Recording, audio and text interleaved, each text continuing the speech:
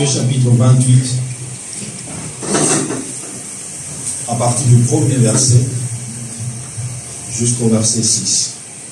Après le sabbat, à l'aube du dimanche, Marie de Magdala et l'autre Marie allèrent voir le tombeau. Soudain, il y eut un grand tremblement de terre, car un ange du Seigneur descendu du ciel vint rouler la pierre de devant l'ouverture et s'assit dessus. Il avait l'aspect de l'éclair et son vêtement était blanc comme la neige. Les gardes tombèrent de peur et devinrent comme morts. Mais l'ange prit la parole et dit aux femmes, « Quant à vous, n'ayez pas peur, car je sais que vous cherchez Jésus, celui qui a été crucifié. Il n'est pas ici, car il est ressuscité. » Est-ce que quelqu'un peut dire avec moi, « Il n'est pas ici, il n'est pas ici, car il est ressuscité. » Car il est ressuscité. Comme il avait dit. Comme il avait dit. Venez voir l'endroit où le Seigneur était couché. Et allez vite dire à ses disciples qu'il est ressuscité. Il vous précède en Galilée. C'est là que vous le verrez. Voilà, je vous l'ai dit. Amen. Amen. Que le Seigneur bénisse sa parole. Amen. Gloire au Seigneur. Je prends 1 Corinthiens chapitre 15 à partir du premier verset jusqu'au verset 7. Je vous rappelle, frères, l'évangile que je vous ai annoncé, que vous avez reçu, dans lequel vous avez persévéré, et par lequel vous êtes sauvés, si vous le retenez tel que je vous l'ai annoncé. Autrement, vous aurez cru en vain. Je vous ai enseigné avant tout comme je l'avais reçu, que Christ est mort pour nos péchés, selon les Écritures. Il a été enseveli, il est ressuscité le troisième jour, selon les Écritures. Et qu'il est apparu à Céphas, puis aux 12. Ensuite, il est apparu à plus de 500 frères à la fois, dont la plupart sont encore vivants et dont quelques-uns sont morts. Ensuite, il est apparu à Jacques, puis à tous les apôtres. Après eux tous, il m'est aussi apparu à moi, l'avorton. Que le Seigneur bénisse sa parole. Amen. Jésus est ressuscité. Amen. Aujourd'hui, c'est un grand jour pour nous, un grand jour de témoignage, un jour de joie, de réjouissance, de paix, d'assurance, de sécurité. Parce qu'en ce jour, Jésus est revenu à la vie. La Bible dit, Dieu a tant aimé le monde qu'il a donné son Fils unique, afin que quiconque croit en lui ne meure pas, ne périsse point, mais qu'il ait la vie éternelle. Ça, c'est le don de Dieu. Dieu avait un seul fils, et il a un seul fils. Mais il a préféré prendre ce fils-là, le donner afin que le monde soit sauvé. Et aujourd'hui, nous sommes appelés chrétiens par rapport à ce don, à ce sacrifice que Dieu a fait en premier. Alléluia. Amen. L'apôtre Paul, ici dans 1 Corinthiens chapitre 15, à partir du premier verset, il dit, je vous rappelle. On rappelle à quelqu'un quelque chose qu'on lui avait déjà dit. On rappelle à quelqu'un quelque chose qu'il sait déjà. N'est-ce pas? Amen. Il dit, je vous rappelle. Donc c'est quelque chose qui a été déjà dit. Que l'évangile que moi je vous ai annoncé, que moi aussi j'ai reçu, je vous l'ai enseigné tel que je l'ai reçu. Donc j'ai déjà eu le temps de vous l'annoncer. J'avais déjà eu le temps de vous enseigner, de vous démontrer que cet évangile est réel, est vivant. Il dit, moi aussi je l'ai reçu. Et quand l'apôtre Paul parle dans 1 Corinthiens chapitre 12, quand il est en train de parler de l'excellence, pardon, dans 2 Corinthiens chapitre 13, je crois, où il est en train de parler de l'excellence de son ministère ou de ses dons. Il dit, mon ministère, je l'ai reçu de personne. Il n'y a personne qui m'a enseigné. Je l'ai reçu directement des dieux. Alléluia. Amen. Il dit, je vous l'annonce, je vous rappelle tel que je l'ai reçu de Dieu. Les apôtres, les 12, ont eu le temps de s'asseoir avec Jésus pendant son vivant. Mais l'apôtre Paul n'a pas eu cette grâce. Mais la grâce la plus excellente qu'il a eue, c'est de revoir Jésus vivant. Alors qu'il était au courant, cet homme était mort. Soi-disant, c'est un mythe qu'on a inventé, que Jésus est ressuscité. Les scribes ont dû payer des gens pour essayer de dissimuler la résurrection de Christ. Et Paul en faisait partie. Et lui-même, il dit, vous savez comment est-ce que je ne suis pas digne? Parce que je persécutais l'église. Mais il a plu à celui qui m'a créé. Quand le temps était fixé de se montrer à moi. Et j'ai reçu son évangile, pas comme les autres. Alléluia. Amen. Raison pour laquelle la Bible dit, un jour devant Dieu est comme 1000 ans. Et 1000 ans est comme un jour. N'est-ce pas? Et tu peux t'asseoir, imaginer, pendant 3 ans, Jésus a eu le temps d'enseigner ses disciples. Et pour une apparition, il a pu inculquer à Paul tout ce qu'il a enseigné aux autres pendant 3 ans. Alléluia. Amen. Jésus a pris le temps de les préparer. Mais pour un autre, il est passé, il a pris, je ne sais pas, si on peut dire, Paul a dit, j'ai été amené, je ne sais pas si avec ce corps, ou avec cet esprit, ou je ne sais pas dans quel état, mais ce que je sais, j'ai été ravi dans un autre monde, dans un autre ciel. Et là, Jésus m'a donné. Pendant combien de temps? Bien-aimé, Dieu est fidèle. Il a promis, il a dit, la parole de Dieu aura un moment où je vais la graver dans vos cœurs. Et je pense que Paul, quand Jésus lui a apparu, il a eu le temps d'aggraver ces paroles qu'il a données aux autres pendant 3 ans par une apparition. Parce que Paul n'est pas allé faire 3 ans et demi dans la présence de Dieu. Vous êtes d'accord avec moi? Il y a eu un temps seulement. Mais pendant ce temps, c'est que l'apôtre Paul dit, l'apôtre Pierre lui-même, il dit, prenez le temps d'examiner tout ce que Paul dit, de peur de ne pas tordre ou de mal comprendre ce qu'il dit. C'est-à-dire les lettres de Paul étaient pertinentes. Et que l'apôtre Pierre lui-même, lui qui a vécu avec Christ, des fois il avait du mal à le décoder. Quelle excellence. Mais tout ça c'était quoi? Le don que Dieu a fait à l'humanité. Lui-même il dit, je ne suis pas digne d'être appelé apôtre. Parce que je suis le moindre et le mauvais. Parce que je persécutais cette église par ignorance. Mais aujourd'hui, j'en parle parce que je l'ai reçu des personnes, de Dieu lui-même. Et il poursuit, il dit, l'évangile que moi je vous ai annoncé, si vous le gardez tel que je vous l'ai annoncé, bien aimé, nous devons garder l'évangile tel que nous l'avons reçu. Amen. Nous ne devons pas falsifier l'évangile. Aujourd'hui, je regarde le monde, j'ai dit, le monde est en train de falsifier l'évangile. Comme dit le pasteur Désiré, Satan est en train de soutenir l'œuvre de Dieu. Ce n'est plus l'œuvre de Dieu. Comment est-ce que moi, un pasteur, je peux me lever pour aller chercher autre puissance que la puissance de Dieu? C'est que je ne suis plus avec Dieu. Le diable ne peut pas venir soutenir l'œuvre de Dieu.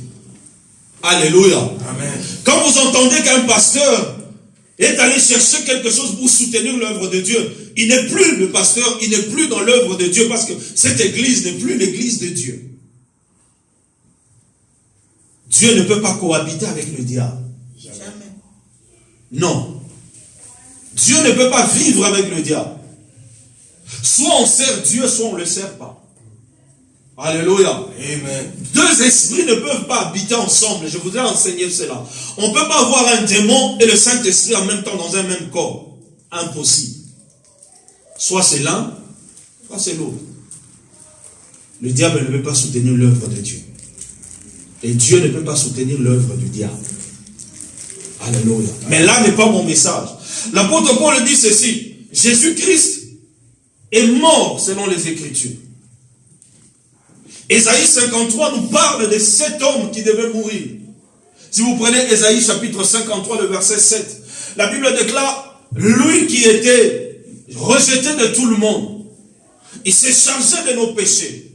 L'agneau de Dieu, l'agneau pascal, Christ. Et quand vous prenez 1 Corinthiens chapitre 5, le verset 7, la Bible appelle Christ notre Pâque. Alléluia. Amen. L'agneau immolé. Je vous ai dit la dernière fois, Jésus lui-même, il a célébré la Pâque. Et la Pâque que Jésus avait célébrée, c'était la Pâque de l'Ancien Testament. Selon la loi. Parce que Jésus était dans la loi quand il était vivant. Il était dans la loi. La nouvelle alliance a commencé par sa mort et par sa résurrection. Donc Jésus, quand il mangeait le repas de la Sainte, quand il faisait la Pâque, il le faisait selon la loi de Moïse. C'est lui qui est venu par sa mort et sa résurrection inaugurer une autre Pâque qui est différente de la Pâque que Moïse a donnée. Raison pour laquelle l'apôtre Paul dit Christ notre Pâque, c'est-à-dire cet agneau est déjà immolé, a déjà été sacrifié. Alléluia. Amen. Et l'apôtre Paul dit, il est mort selon les Écritures. Donc on avait déjà prédit la mort de Jésus par rapport aux Écritures, qui devait venir mourir pour le péché de l'humanité, pour que toi et moi nous soyons sauvés. Et la Bible dit, il est ressuscité aussi selon les Écritures, parce qu'il a été prédit.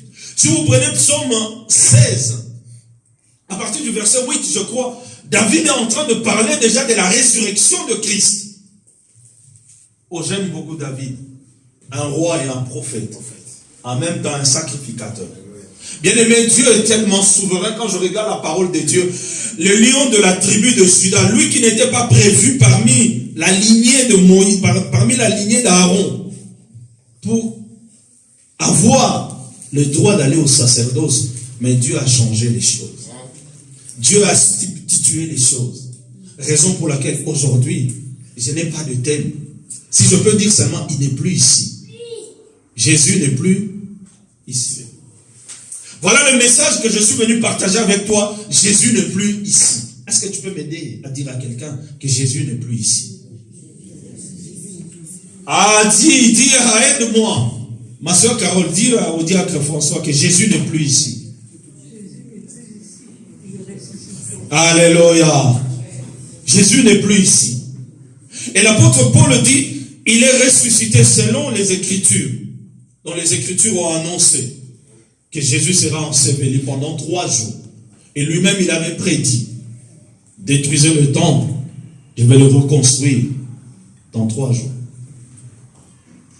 Le temple que notre Salomon a pris le temps de le construire pendant 40 ans. Toi, tu te lèves, tu n'as même pas encore 35 ans. Tu es en train de nous dire que tu vas le rebâtir. Dans 3 jours, tu as un problème. Alléluia. Vous savez ce qui a condamné Jésus? C'est la loi. Jésus est mort par rapport à la loi. C'est la loi qui l'a condamné. Et la loi te condamne quand tu t'éloignes de Dieu. Raison pour laquelle l'Église de Dieu n'allait pas réveiller ou redonner vie à la loi. La loi n'a plus de force. Et aujourd'hui, les chrétiens, nous sommes allés en train de redonner la valeur à la loi. C'est-à-dire l'ancienne alliance. Toi-même, tu vas le réveiller. Tu te positionnes dans la position où tu es en train de te condamner jusqu'aujourd'hui. Tu es en train de te culpabiliser jusqu'aujourd'hui. Tu es en train de te positionner à la position de quelqu'un qui est encore condamnable. Tu n'es plus condamnable. Tu as été justifié. Amen. Dieu ne te condamne plus. Mais toi, tu te condamnes toi-même. Église de Dieu, Dieu ne te condamne plus. Amen. Les chrétiens ne sont plus condamnables. Mais aujourd'hui, on est en train de te faire dire que non, tu es encore condamnable par rapport au lien, par rapport à la famille, par rapport à ta vie passée, par rapport je ne sais pas à quoi. L'acte dont les ordonnances nous condamnent. Bien-aimés, lisons les Écritures. L'apôtre Paul dit, sinon, vous n'avez pas cru, ou vous aurez cru en vain, si vous vous écartez de ce que moi je vous ai annoncé. Amen. Alléluia. Amen. Et il poursuit. Il est apparu à Céphas, puis aux 12. Ça, c'est l'apôtre Paul qui dit. Mais là, nous voyons que Jésus, quand les femmes sont allées rendre visite, ou aller voir ce qui était normal selon leur tradition, qu'après un certain temps, ils doivent aller pour en se où, comment on dit, embaumer, c'est ça? Ou mettre de l'aromantes sur ce corps, c'était leur tradition. Ils ont pris des aromantes, tout ça. Ils savaient qu'ils devaient aller faire ça. Mais quand ils arrivent là-bas, à leur grande surprise, la Bible déclare, il y a eu un tremblement. Amen. Amen. Les anges ou les gardes qui étaient là étaient morts de peur. Mais l'ange se retourne et leur dit, écoutez ceci, vous n'ayez pas peur. Mais eux, ils ont droit à avoir peur. Lisez bien la parole de Dieu. Vous n'ayez pas peur, vous. C'est comme si l'ange s'était arrangé pour que les autres aient peur. Il se retourne devant les femmes, il leur dit, par contre, pour vous, n'ayez pas peur. Mais eux, ayez peur. C'est pour te dire que tous les jours, Dieu te dit, n'ayez pas peur. Alléluia. Les autres peuvent avoir peur, mais pas toi. Amen. Les autres peuvent craindre, mais pas toi. Alléluia. Amen. Quand la peur arrive dans ta vie, souviens-toi qu'on t'a dit de ne pas avoir peur. La peur est pour ceux qui sont en dehors de Christ. Toi qui es en Christ, la peur n'est plus ta portion, n'est plus ta part. Pourquoi tu crains? Pourquoi tu as peur? Tu as peur de quoi? Tu as peur de quoi? Tu as peur des démons? Tu as peur des sorciers? Tu as peur des marabouts? Tu as peur de qui? Tu as peur de la loi. La loi a été abolie. Amen. Parce que personne ne pouvait supporter et accomplir la loi dans son entièreté. Personne. Parce que la loi, quand tu tombais sur une loi, tout le reste tombait aussi. S'il y a 10 lois, tu devais les accomplir toutes les 10. Si tu tombes dans une seule, les 9 autres s'y suivent. L'ange se retourne et dit, pour vous, n'ayez pas peur. La peur est pour ceux qui ne sont pas en Christ. Amen. Toi qui es en Christ, tu n'as plus droit à avoir peur. La peur peut venir, mais crie au secours. Amen. Rappelle à Dieu les Écritures. Seigneur, tu m'as dit de ne pas avoir peur. Mais la peur est là. Le Saint-Esprit viendra. Il reviendra pour te redonner l'assurance. L'apôtre Paul poursuit, il dit, il y a une chose que Jésus devait faire. Son frère Jacques posait un problème. Son frère posait un problème. Tu es né avec quelqu'un. Ton frère, vous avez peut-être joué ensemble. À un moment donné, il t'a giflé. C'est comme aujourd'hui, Japheth qui se présente à Lorenzo dit, Lorenzo, je suis le Christ. Japheth va dire à Lorenzo, tu as un problème. N'est-ce pas? Parce qu'ils se connaissent. Ils se disputaient peut-être le gâteau. Et du jour au lendemain, tu te lèves, tu prétends être Christ. Le jour que tu vas encore dire ça. Vous savez peut-être, nous, on néglige beaucoup de choses. On les prend à la légère, mais pour un juif, c'est sacré. J'ai essayé de discuter avec un juif. Quand j'ai cité le nom de Dieu, il m'a dit, regarde déjà, tu as cité le nom de Dieu combien de fois depuis qu'on est ensemble. Et lui, il a utilisé les dérivés de Dieu sans pour autant citer Yahvé. Parce qu'il m'a dit, on ne cite jamais ce nom en vain. Mais toi, depuis qu'on est avec toi, tu essaies de discuter avec moi. C'est à la gare de Bruno. Combien de fois tu as prononcé le nom de Dieu? Combien de fois? Mais toi, tu prétends me dire que grand frère, je suis le Christ. Petit, je suis le Christ. Tu as un problème. Et Jacques a vu Jésus. C'est que je vous disais que c'était un imposteur. Voilà ce qui lui arrive. Là, on est en train de l'accuser. On l'a amené. On est en train de le crucifier. Il a vu Jésus être mis au tombeau. Et quand on est venu leur dire que Jésus est ressuscité, ils ne croyaient pas. Jusqu'à ce que le Christ pour venir se justifier. Bien aimé, il y a un moment donné, nos paroles doivent s'arrêter. La démonstration de la puissance de Dieu doit parler plus que nos paroles. Les évidences de la présence de Dieu doivent parler plus que tout. Parce que tu as trop expliqué ton Jésus. À un moment donné, il faut que les actes, les choses se voient pour que les gens disent que réellement ils marchent avec Dieu. Il est apparu à Jacques. Petit, c'est moi. Quand Jacques l'a vu, il a cru. Regarde là où on m'a percé. Regarde, je suis là. Les stigmates sont là. Les preuves sont là. La Bible dit Jacques a cru. Et lui qui a cru, il est devenu le rempart de l'église. Bien aimé, il y a certaines choses, quand les choses arrivent, les images sont là. La démonstration, les signes sont là. Tu es prêt à mourir parce que tu étais témoin, tu as vu. Et Jacques a écrit un livre en son nom. Quand vous lisez les livres de Jacques, ce qui parle, c'est plus fort. Ce qu'il dit est plus fort parce qu'il était témoin, il a vu.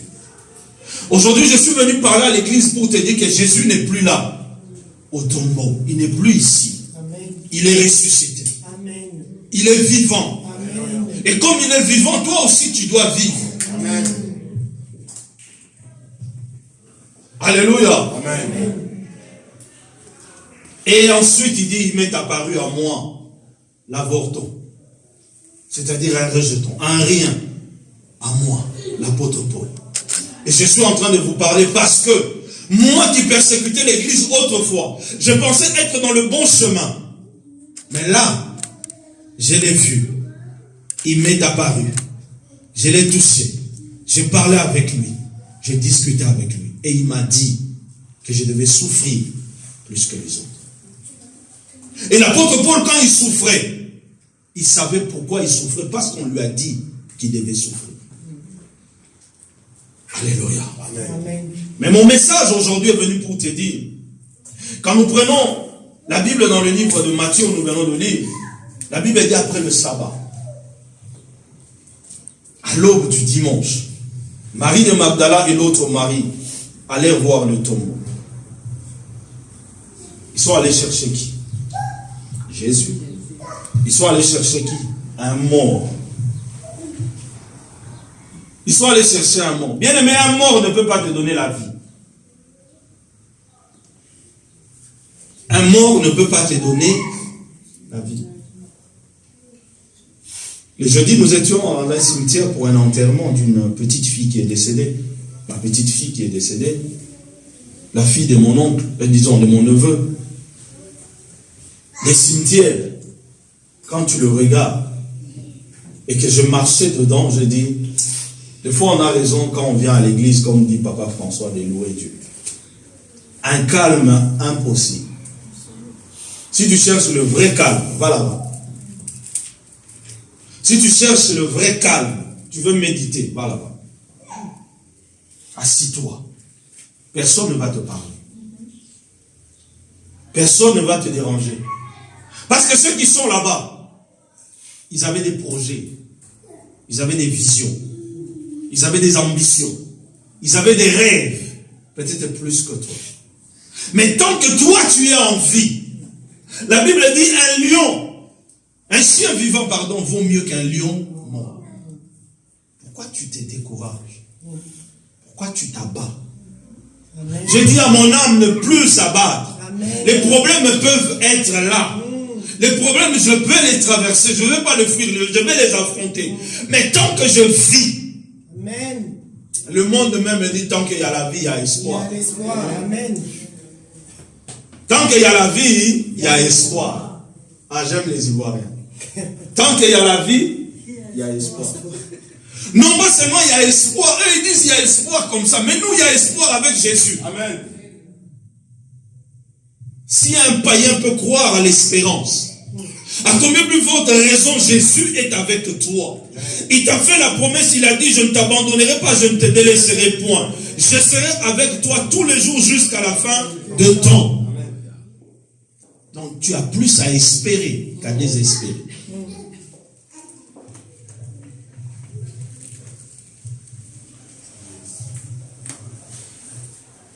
tu as plus à espérer qu'à désespérer. L'apôtre Paul dit que 3 choses demeurent, la foi, l'espérance et l'amour.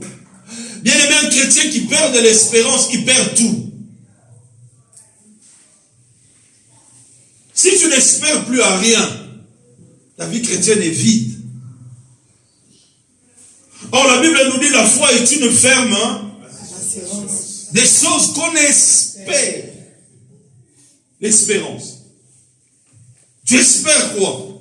Christ est vivant. Tu espères quoi? Christ est ressuscité. Tu espères quoi? Tu as toutes les raisons de réussir dans la vie.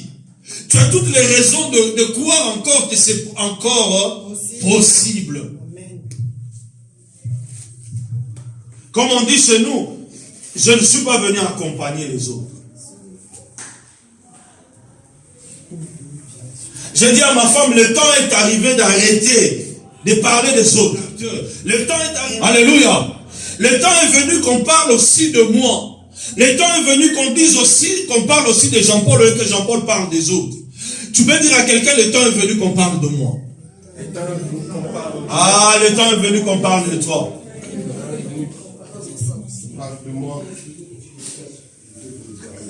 Je refuse d'être spectateur. Je refuse de parler que des autres. De témoigner que des autres. Oui, c'est le témoignage qui encourage. Mais le temps est venu aussi que les gens témoignent de moi. Que les gens parlent de moi. Parce que la mort et la résurrection de Christ, c'est la clé de la vie chrétienne. Ces 2 choses tiennent la vie chrétienne. Toi, tu te reposes sur quoi? Tu te reposes sur quoi? Ah, bien aimé. Le verset 6, là où nous avons lu, lisons ensemble.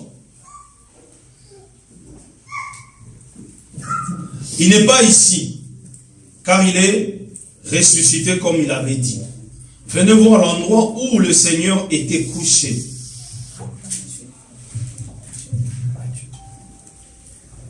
Ça, c'est les anges qui appellent les femmes. Il n'est plus ici. Venez voir l'endroit où il était couché. Et aujourd'hui, quand je vois des gens, que Dieu me pardonne, oui, que chacun a sa conviction et sa croyance. J'ai vu une vidéo, il y a un homme de Dieu qui est allé dans le tombeau de Christ en Israël. Il est arrivé là-bas, il priait en langue. Il dit, il ressent une puissance. Il ressent. Venez, vous savez. Qu'est-ce que tu vas ressentir? Parce que les anges ont dit, il n'est plus ici. Les anges, hein, la parole de Dieu. Mais toi, tu ressens. On affirme qu'il n'est plus ici. Il y a de cela 2000 ans. Toi, tu as eu la grâce dans ce siècle d'aller là-bas. Et tu arrives, tu dis que tu ressens. Tu ressens quoi? Parce qu'on dit il n'est plus là. Si tu ressens que des... Tu ressens quoi? Parce qu'on dit que Jésus n'est plus là-bas. Toi, tu ressens quoi? Si ce n'est pas les démons, c'est quel autre esprit? Alléluia. Amen. La Bible dit dans le séjour de mort, le nom de Dieu n'est pas célébré. On ne te loue pas dans le séjour de mort. Dieu n'est pas le Dieu des morts. Dieu, il est le Dieu des vivants. Abraham et Isaac sont devant Dieu, ils ne sont pas morts. Même quand je serai mort devant Dieu, je ne suis pas mort. Je serai vivant. Parce que mon esprit sera devant Dieu. Raison pour laquelle Dieu dit, je suis le Dieu d'Abraham, d'Isaac et de Jacob dans tous les temps. Parce que eux, ils sont vivants. Dieu est le Dieu de vivants. Ceux qui sont morts en Christ ne sont pas morts. Amen. Ceux qui sont morts en Christ ne sont pas morts.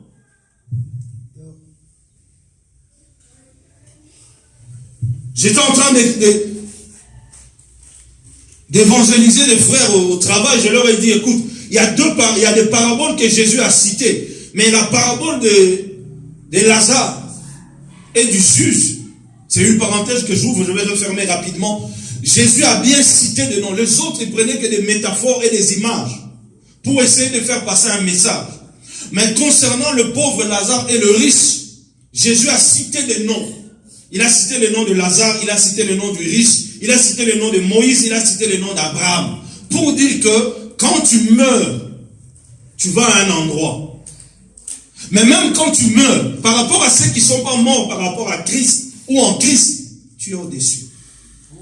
Comment? Ah. Comment? Même quand je suis mort, dans le séjour de mort, je suis en haut.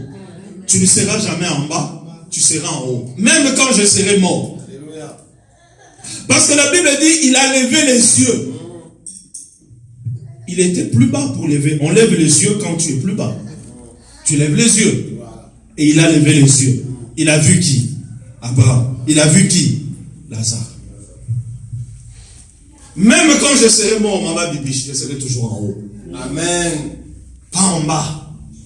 Bien aimé, refuse d'être en bas parce que Jésus est ressuscité. Amen. Jésus est vivant. Amen. Moi je sais qu'il est vivant. Je sais que mon Rédempteur est vivant.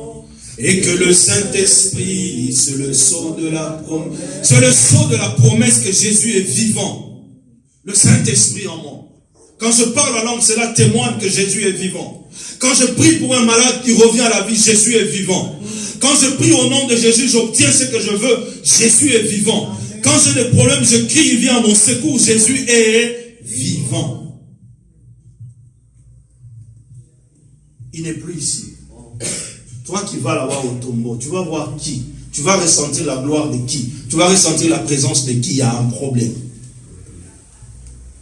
J'ai vu des gens faire des collectes pour faire le voyage d'aller.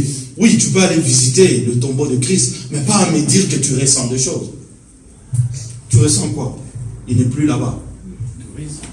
Oui, le tourisme. Déjà, eux-mêmes, les Israélites posent la question. Ils ont compris qu'il faut rentrer de l'argent là-bas. Ils ont bien aménagé ça. Comme ça, venez, faites rentrer l'argent. Avant de rentrer là-bas, vous payez. Mais ils savent qu'il n'y a rien. Eux-mêmes, ils savent qu'il n'y a rien. Pour eux, ce sont un mythe. Même pas un mytho, mais c'est de l'imposture. C'est de l'imposture que les gens se déplacent pour venir voir Jésus qui était mort et ressuscité.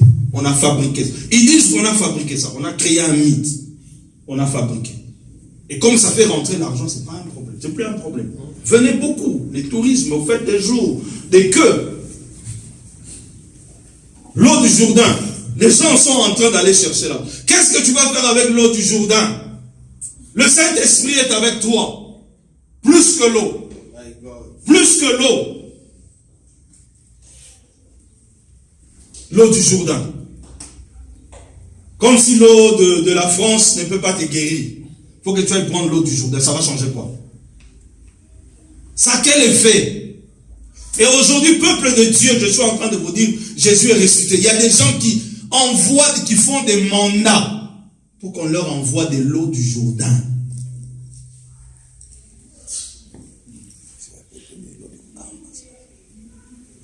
Dans les coins des murs, dans la maison.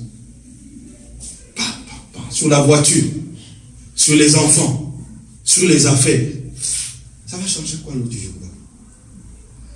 Jésus est là-bas. Non, parce qu'on l'a baptisé là. Mais le pécheur aussi, le baptême de la repentance a été fait là-bas par Jean. Non, Jésus a été baptisé là-bas. Donc les eaux du Jourdain.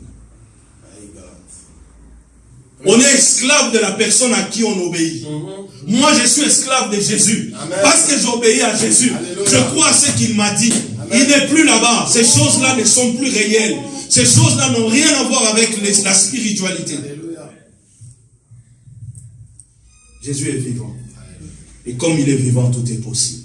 Aujourd'hui, je suis venu dire à quelqu'un, c'est un autre jour. Amen. Un jour de célébration. Amen. Un jour où tous ceux qui étaient morts en toi puissent revenir à la vie. Amen. Tous ceux qui étaient, je ne sais pas comment, enterrés plusieurs jours, plusieurs années, puissent revenir à la vie. Parce que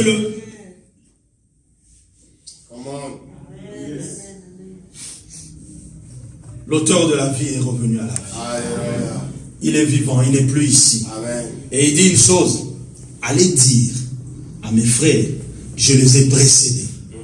Bien-aimé, que Dieu précède tes situations. Amen. Ma prière, que Dieu précède tes situations. Amen. Quand Dieu te précède sur la route, l'autre fois je regardais, j'ai dit à ma femme, regarde le message que je vous prêche tous les jours. Macron, après le premier tour, l'élection, il est sorti en dernier pour aller à son QG. Il brûlait le feu. Il brûlait tout sur son passage. Parce qu'il est qui? Il a tout brûlé. Donc on ouvrait. Tout y passait. C'est la même chose. J'ai dit à ma femme, voilà le message que je vous prêche. 2 Corinthiens, chapitre 14.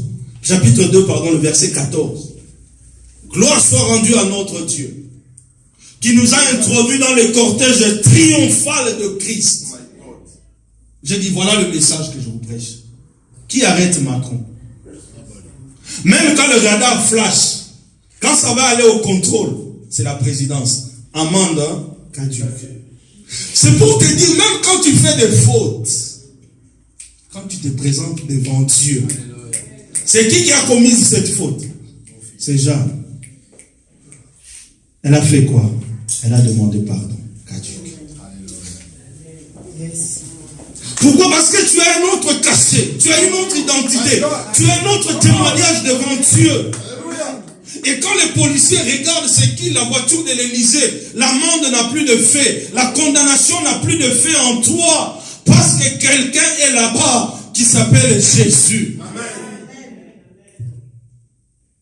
La nature ne vous enseigne-t-elle pas? Pour des choses que nous vivons tous les jours, Dieu nous fait passer de messages. De messages. Et c'est la même chose quand tu es dans le cortège de Dieu. Quand tu marches, les démons ne peuvent rien. Les sorciers ne peuvent rien. La malédiction ne peuvent rien. Les condamnations ne peuvent rien. Les accusations ne peuvent rien. Parce que Jésus est vivant. Amen. Que le Seigneur vous bénisse. Amen.